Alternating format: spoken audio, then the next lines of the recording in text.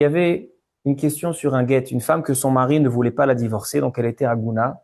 Et voilà qu'ils ont réussi à convaincre le mari de quand même écrire un guet. Et voilà qu'une question simple s'est posée sur la cacheroute, donc sur la validité de ce guet. Qui étaient les dayanim?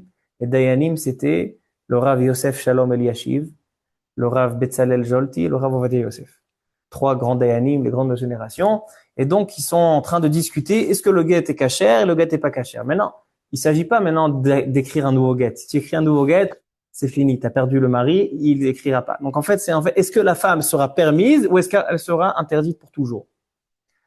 Rav Eliashiv et Rav Jolti ont dit, on n'a pas de preuve pour pouvoir permettre cette chose-là, donc on interdit, on pense que le guet il est pas sourd.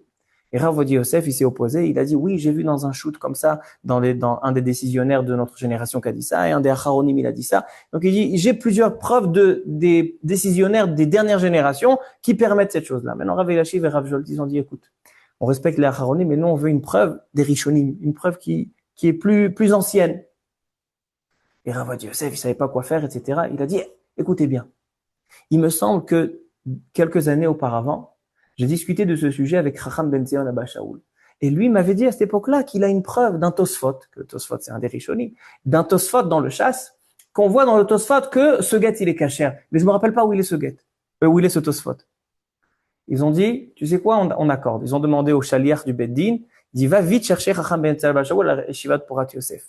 Il rentre dans la yeshiva, Rav Ben Zion Abba Shaul il était en plein shiur, en plein cours devant les élèves. C'était trop urgent, ils ont demandé à Rav Ben Zion Abba Shaul de sortir, donc il a accepté de sortir, c'est quelque chose, une aguna, c'est pas tous les jours qu'il y a une aguna. Il est venu au Beddin, il lui demande, est-ce que tu te rappelles d'un Tosfot?